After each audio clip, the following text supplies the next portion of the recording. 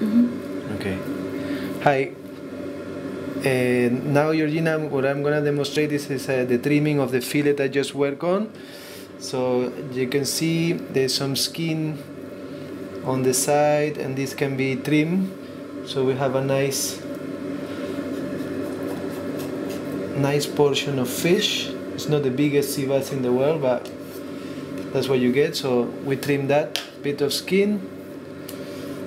Make sure there is no bones, which they are not, which I already took some by hand.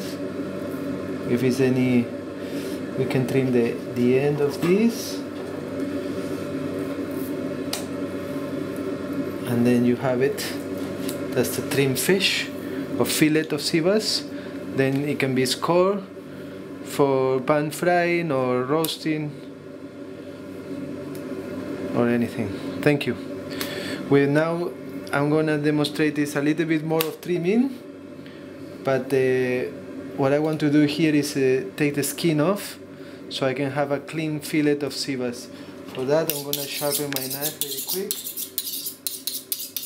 Make sure I have a sharp knife.